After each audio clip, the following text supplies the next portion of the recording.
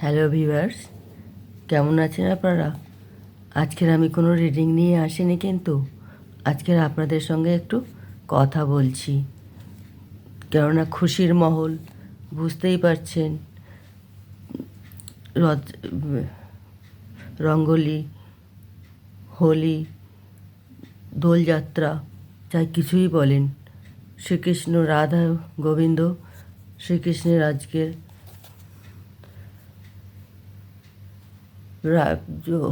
হোলি পর্ব বা দোলযাত্রা, তো রঙ্গোলি, এটা খুশির দিন। তো এর জন্যে আমি আপনাদের এখানে আজকে শুধু বলি যে আপনারা খুব ভালো থাকুন, খুব খুশি থাকুন, আর খুব এনজয় করুন, রং খেলুন, আর খুব ভালোভাবে আর কি দিনটা কাটান। সপরিবার, সব বন্ধুবান্ধব আর সবাই,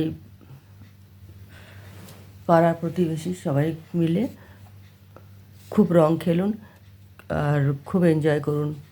জানি তো সবাই আর কি আপনারা দোল উৎসব উপলক্ষে অনেক রকম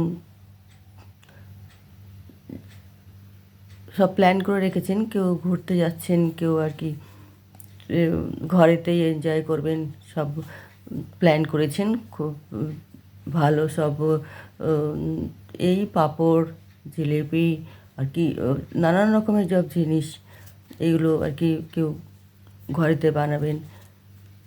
কচুরি, ওর যার যেরকম আর কি যেরকম সে নিয়ম রক্ষা করে ওগুলো তো করবেনই। তারপরে কারোর আর কি চাঁচর আছে, আর কেউ চাঁচর বলে, কেউ হোলিকা দহন বলে, তো এগুলো তো করবেন। তো আর কেউ দধি কাদা বলে, ওগুলোও খেলে। তারপরের দিন হোলি, দধি কাদা অনেকে আবার জন্মাষ্টমীর দিনও করে, বুঝতে পেরেছেন? অনেকে হোলির দিনও করে।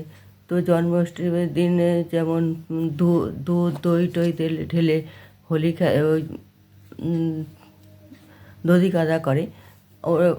আর এবারে যেটা হবে সেটা আবির রং এইসব ঢেলে গৌরাঙ্গ মহাপ্রভুর মন্দিরে বা রাধাকৃষ্ণের মন্দিরের সামনে, বা এমনি কেউ কেউ নিজের বাড়ির চারদিকে কোনো খোলা জায়গায় এসব রং টং খেলে আর কি, খুবই ভালো লাগে। আর এখন সব কর্মব্যস্ত জীবনে হয়তো এত টাইম না মিলতেও পারে, তাহলেও ঘরের মধ্যে আপনারা রং খেলুন। আর একটা কথা কি জানেন তো, রং খেলবেন এখন যে কেমিক্যাল রঙগুলোর থেকে দূরে থাকুন। কেন বলছি, এগুলো লাগাবার পরে খুশি তো হয়ে গেল, তারপরে ওগুলো না ওঠে না, তা ওর জন্য স্কিনের প্রবলেম হতে পারে। তো যত পারবেন আপনারা একটু প্রাকৃতিক রং ব্যবহার করুন। প্রাকৃতিক রং বলতে যেমন বিট, গাজর, তারপরে এমনি যে কোনো পাতা দিয়ে রং করুন, যেটা তুলসী পাতাও হতে পারে আর নিম পাতাও হতে পারে। এগুলো কোনো খারাপ না, হলুদ হতে পারে।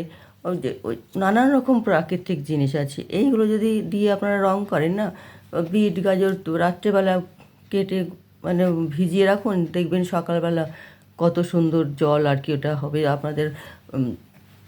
খুবই ভালো আর কি একটা জিনিস, যেটা শরীরের পক্ষেও ক্ষতিকর না, চোখেরও কোনো অসুবিধা হবে না পড়লে, চোখে পড়লে পারে। কেমিক্যাল রঙগুলো চোখে পড়লে একটু অসুবিধা তো হবেই।